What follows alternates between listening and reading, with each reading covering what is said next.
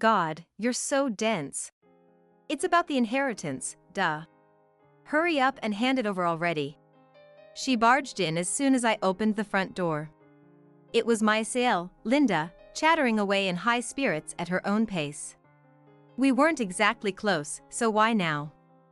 I was bewildered by her words. If it weren't for Alex's inheritance, I wouldn't come near this gloomy place. Indeed, for her, who adorned herself from head to toe with flashy clothes and accessories, contrasting with her brother Alex and me, our house must seem gloomy. However, it was her, who didn't even bother to pay respects at her late brother, and yet brought up the inheritance while chatting at the entrance, who seemed more sinister to me. This attitude of hers wasn't new. She had always flaunted her looks and picked on my quiet-natured husband. I heard from my husband that she had changed her attitude completely once he started to succeed and earn a substantial income. I was appalled by her heartlessness for not visiting him during his illness, even though he was in and out of the hospital, and not shedding a single tear during the funeral. I had decided not to have anything to do with her anymore, but the money-grubbing Sael wouldn't let that happen. Come on, we're short on time. You must be busy too. With an unwarranted sparkle in her eyes, my Sael seemed to believe without a doubt that she would receive the inheritance. But I have something that will make that expression twist in an instant. It's the final words from my late husband. When you read this, you'll understand everything. I'm Sarah.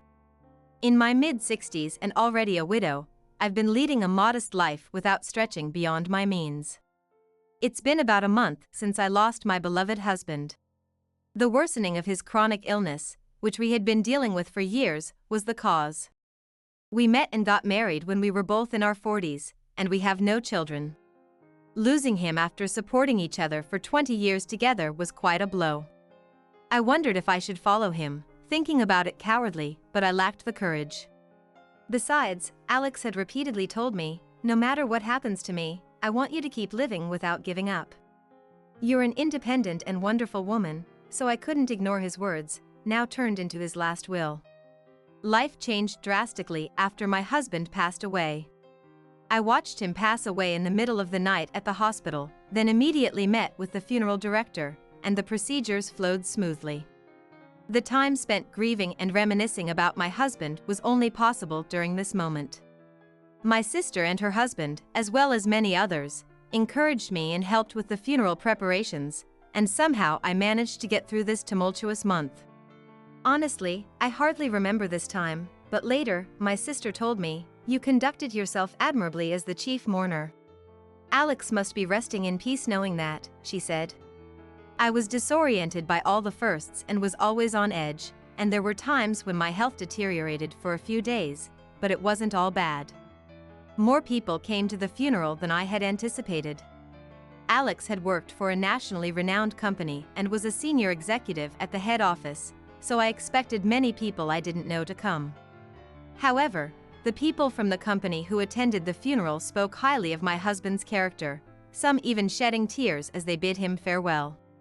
There were even people who flew in from overseas, saying that they used to go out drinking with my husband every time he went on a business trip. Although I couldn't spare time for each of them, I made sure to note down the names and addresses of the attendees to thank them later. Even this arrangement was made possible by my sister and her husband's support, so now, I feel relieved. I think Alex's gentle nature made all this possible, and I am filled with gratitude. I want to boast about being blessed with such a wonderful person, but lately, I have doubts whether that was always the case. The cause of this doubt is my husband's sister, or rather, my Sael. My Sael, who is exactly one generation younger than my husband, is still young. Compared to women her age, she looks youthful and stylish, and she seems to be quite a celebrity in the neighborhood. It seems she is aware of it herself and enjoys her days by enhancing her beauty every day. There's nothing wrong with that. Even though she's 58, I can't help but feel that she shouldn't always wear miniskirts and show off her bare legs, but since it's none of my business, I don't care. The problem is that she always makes sarcastic remarks to me at every opportunity. My looks ain't as polished as hers, and I ain't dedicated enough to yoga or aesthetics. Sarah, you always look so dowdy. Ain't you embarrassed to be such a country bumpkin? Alex is loaded, why didn't he marry someone prettier? Every time we meet, she starts with a jab, eyeballing everything I'm wearing. What's with using no-name brand bags at your age? And those shoes, been wearing 'em forever, huh? I can spot sloppiness even if the clothes are fine. Why doesn't Alex buy you stuff? He ain't materialistic, so he'd get it for you if you asked, right? I got enough bags and shoes, but not as many as Linda. I don't mind being called sloppy. I've never been one to overbuy. If anything, I make sure to toss out an old item whenever I get a new one, so our house tends to be minimalist. For our anniversary or birthdays, when my husband asked if there was something I wanted, I'd always suggest planning a trip without hesitation. Things can be bought anytime, but memories are priceless, or so I believed. Now that my husband's gone, I'm glad I stuck with that choice. Every time my Sael made a snide remark, she just smirked at my indirect responses. Since Alex isn't exactly handsome, you two are a good match in that sense, aren't you? But marrying a guy like him must mean you're after his money, right? No matter how she slings mud, she always ends with this. What bugs me about her behavior is this. She's convinced I married my husband for his money, and she's spreading it among the relatives. Apparently, there were plenty of women trying to cozy up to my husband for that reason. My husband ain't the gambling or nightlife type, his only hobby was fishing, so I vividly remember being surprised by his savings when we got married. But I never had any intention of splurging on it. At the time, I'd been working at the same company for 20 years since graduating, and while I didn't have as much saved as my husband, I had enough. We both agreed not to spend too much money, but it wasn't like I was after my husband's money, as she suggests. I explained this to her many times, asked her to clear up the misunderstanding among the relatives, but she never listened to me. She seems to think we don't get along, and she's always picking fights. Linda has always been competitive, it seems, and Alex tried to avoid her as much as possible. Maybe that's why she hardly helped with my husband's funeral arrangements. True, I was the chief mourner, but even when my husband's health started to decline and he began going to the hospital, or when his condition worsened and he was hospitalized, Linda never offered a single word of comfort, despite my repeated attempts to contact her. She even got mad once, saying, "Don't bother contacting me over such things." Since then, I figured I wouldn't bother contacting her no matter what happened to my husband. Still, I didn't want my husband to know, for fear it might affect his health, so I gently lied to him, saying she was worried about him too. In the end, my Sael never showed up in front of my husband before he passed away, so even though she reluctantly attended the wake, she seemed detached, as if it were someone else's business. Yet, the relatives surrounding her whispered, I heard Linda hardly had any appetite since Alex fell ill and was crying every day until she couldn't shed a tear anymore. So that's why she's still not feeling well. Maybe she didn't want to see Alex so weakened, which is why she said she couldn't visit him in the hospital. They whispered in hushed tones like that. The moment I heard that, an indescribable sense of regret washed over me, compounded by the shock of losing my husband, and I couldn't help but shed tears right then and there. My Sael, painted as a tragic heroine, looked far from someone who had lost their appetite, her skin plump and her eyes not swollen from crying. Despite telling me not to contact her, she seemed meek in front of the relatives. At that moment, my sister, who was beside me, understood my feelings and skillfully led me away from there. Without her, I might have lost my composure and shouted something at the relatives. Knowing that Linda is inherently self-centered and can't even show respect to the deceased, I resolved not to have any more dealings with her. As I gradually sorted through Alex's belongings in between work and household chores, I also tried to reset my feelings. At first, it felt like with every item of my husband's that disappeared, a memory vanished, but I reassured myself that memories with him are something my heart will always remember above all else. While cherishing the time with those who come to pay respects, I tried to regain my former peaceful life. But the one who came to ruin those days, as expected, was my Sael. She rang the doorbell and rattled the sliding door. "Sarah, you home? Your little sis came all this way, so open up." I never once thought of her as my sister, but my SAL raised her voice as if to impress the neighbors. With the laundry already hanging out, there was no avoiding her. What took you so long? I'll get sunburnt. As soon as I unlocked the door, my SAL barged in before I could say anything. She shoved a paper bag from a famous foreign brand into my hand and started taking off her shoes. What's this all of a sudden? Finally managing to squeeze out some words, she heaved a big sigh. Well, you've been so busy lately, I couldn't come to see you, right?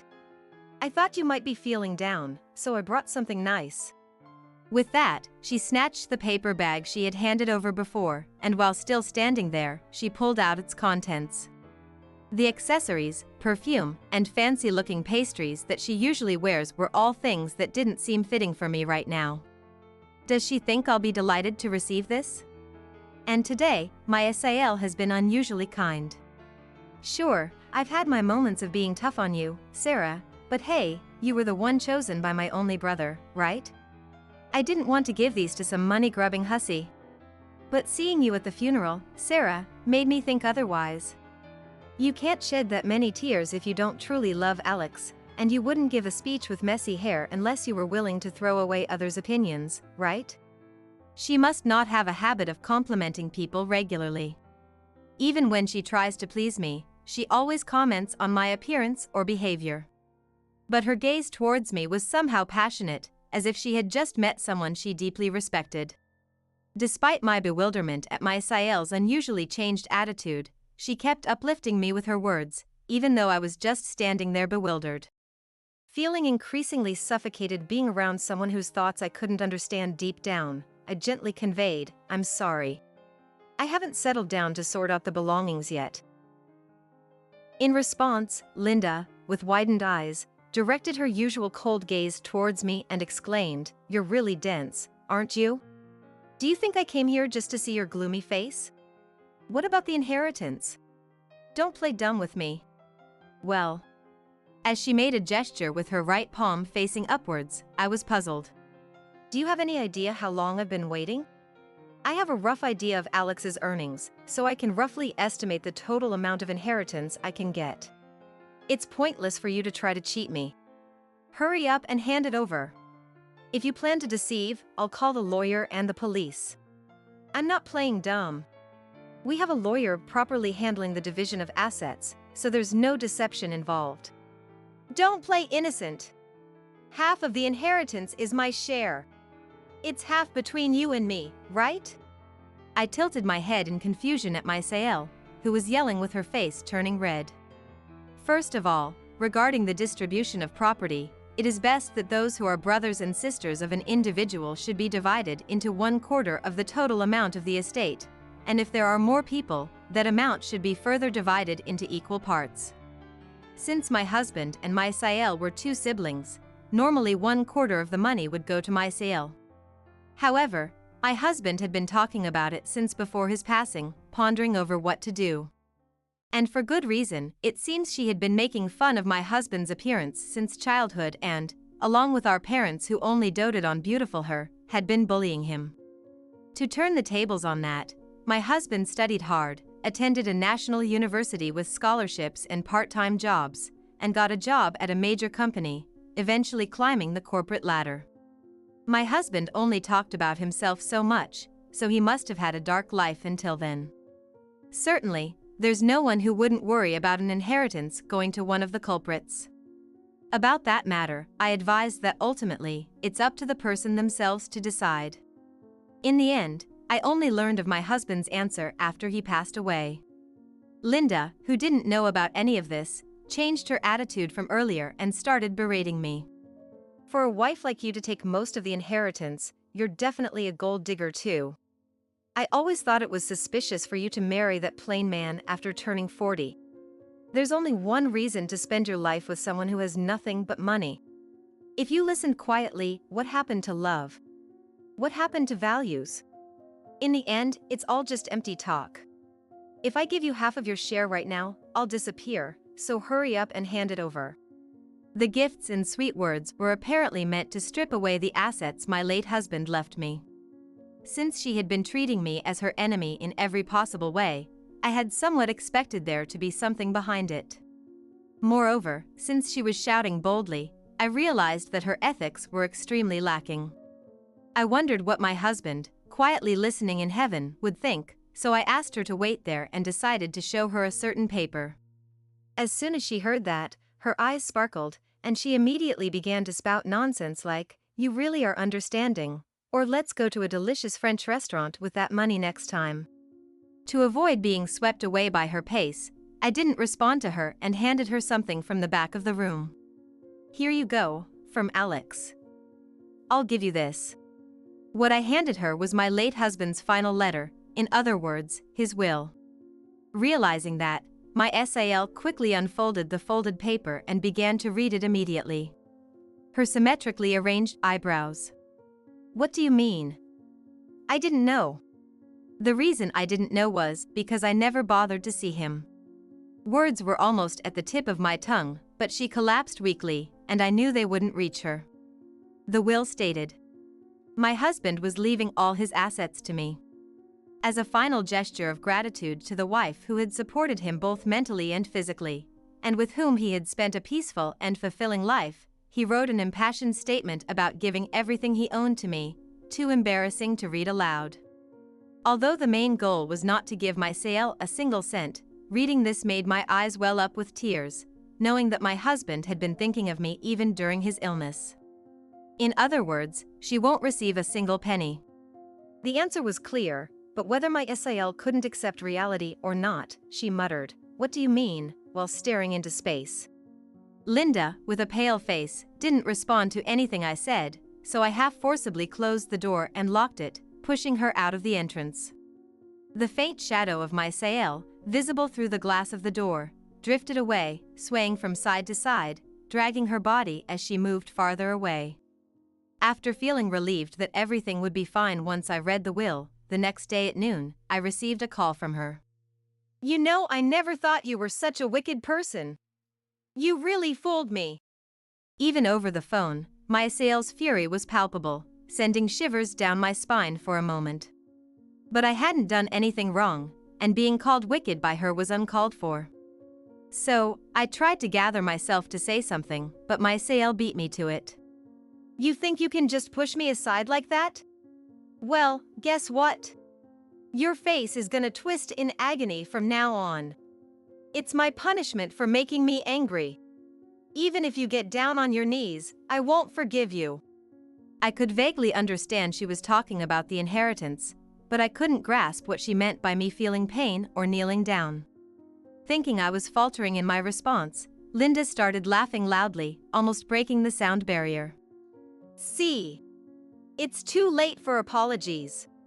I'd love to come see you right now, but I've got an appointment with my lawyer," she said triumphantly, but I couldn't fathom why she needed to consult a lawyer or why she felt the need to report everything to me.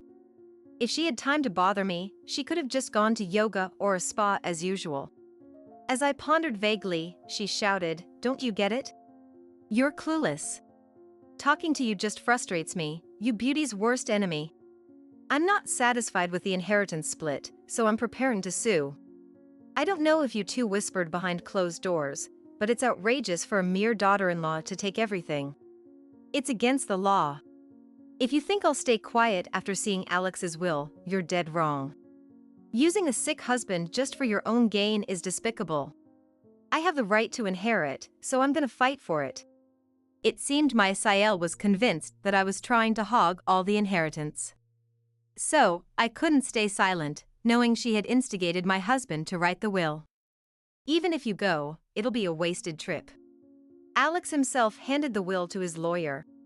I read it afterwards, so there's no room for manipulation.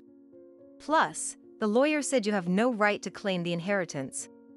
So, I doubt they'll entertain you. It's better if you just stop. As I calmly spoke, my SAL grew even angrier, raising her voice louder than before. "What's with that attitude? You can't be so smug forever. Just lounge around while you can. I'm serious. I've been calling them since yesterday, and I finally managed to set up a meeting. The lawyer is on my side, for sure. They can even squeeze compensation out of you. Leaving behind villainous lines like in a comic book, my Sael hung up the phone. Given her demeanor, she wouldn't have listened to anything I said, so I didn't understand why she bothered to call me. Perhaps she thought she could enjoy watching me flustered at the mention of a lawyer. Instead of reflecting on not getting a single penny from her own brother, she seemed more intent on snatching it away by any means necessary. It was rather refreshing, to be honest. Several months passed without any incident, and my husband's study, once cluttered, became quite organized. Simultaneously, I packed up bit by bit and left our home filled with memories of my husband. My husband had expressed a desire to live in a quiet suburban house after retiring, so I wanted to fulfill that wish. We sold our house and land, using it as a down payment to move to the area where my sister lived. It was regrettable that we couldn't do it while my husband was alive, but Maya, our dog who had lived with us for over 10 years, seemed happy with the new home. Since Maya tended to skid on the smooth flooring, I bought light-colored carpets to prevent any strain on her legs. Though we had significantly fewer possessions after selling our house, the prospect of gradually creating a more comfortable living space gave me hope for the future. Nevertheless, the strange feeling of my husband not being at home persisted, and the scarcity of furniture only amplified the loneliness. Especially when Maya was sleeping, I found myself lost in thought more often, although I knew it wasn't good for me. Interrupting my vague emotions, one day, my phone rang loudly. Half asleep with the TV still on, I jolted awake and answered the call without checking who it was. "You're really trying to push me away, aren't you? You nuisance." It was Linda. Although her sudden yelling dispelled my drowsiness, I still had no clue what she was talking about. Seemingly understanding my silence, Maya Sael continued without waiting for a response. "Because of you, I'm getting a divorce. Since there's no inheritance coming in." Huh? Though I gave a bewildered response, I could guess the gist of her words. She probably told her own husband that she'd get his inheritance, and now that the promise had evaporated, their relationship had soured. Still, ending up in divorce over an inheritance seemed like a fragile marriage indeed. I didn't want to be dragged into their problems. "Why don't you apologize at least? It's because of you that I can't live properly anymore. What am I supposed to do, all alone? Why don't you get a job? You're still in your 50s, you know." As I replied calmly, she fell silent this time. Whether she was annoyed by my suggestion to work or fixated on the mention of being in her 50s, she seemed to finally realize she needed to face reality. "First of all, if you are living off your husband's salary, you shouldn't need to rely on inheritance, right? Why did you end up getting divorced? That man was after Alex's money from the start. If your brother's inheritance isn't coming in, you're useless. You're just a woman with good looks and money, and that's all you have going for you after decades together. I want my time back." He was furious, I tell you. Why should I be the one to suffer? He's a pathetic man with a low-paying job. I want my time back too. I had only met her husband once when we exchanged marriage greetings, and we only saw each other at holiday gatherings each year. He gave off the impression of being flashy, liking brand-name flashy clothes and accessories, and driving foreign cars, much like my Sael. Given the low salary and the remarks from her, it's likely that from that time on, they were constantly hitting Alex up for money. They probably had no savings, and they likely spent all their living expenses together. Judging by the lineup of items they wore, her husband also must have indulged in luxuries with Alex's money, so she has no right to say anything. Marrying someone like her, who is selfish and wasteful enough to rely on other people's money, is his own fault. Even though I went to consult with a lawyer, I was turned away. The lawyer said I won't inherit anything. What a bunch of jerks. They're all making fun of me. But what I can't forgive the most is you. If it weren't for you, this wouldn't have happened." Despite me stopping her on the phone, it seems she went to see the lawyer anyway. As I said, it was a waste of time, and she ended up making a fool of herself. Sarah, you brainwashed my husband, didn't you? He said he should have married someone like you. Why does your name come up in my husband's conversations? Were you seducing him behind my back? That's the only explanation. Why would that happen? I don't even know his contact information. Don't lie. My husband never praised a boring old lady like you. Were you seducing and cheating on him? Confess, and I'll forgive you if you hand over the inheritance. Huh? That's ridiculous. My head started to ache with my Sael's increasingly absurd accusations, so I gave up on the conversation and hung up. The house I lived in is already being demolished, and the land has been sold, so there's nothing there even if she comes barging in. Naturally, I haven't given her my new address, so the chances of us meeting in the future are close to zero.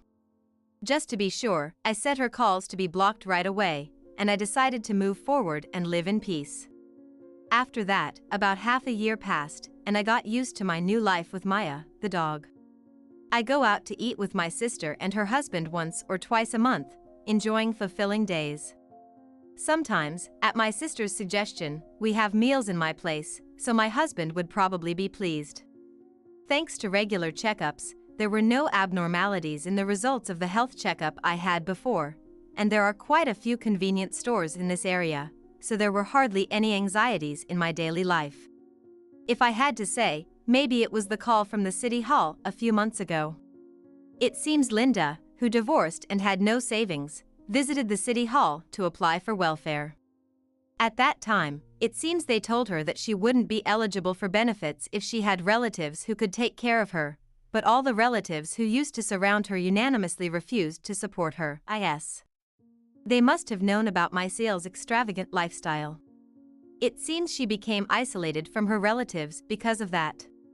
After that, it seems she contacted me through a city hall official, but naturally, I had no intention of accepting it.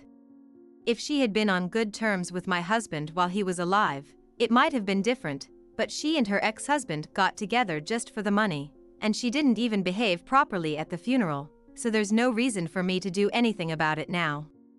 It's her own fault for drowning herself in money, so I hope she reflects on her actions and lives properly.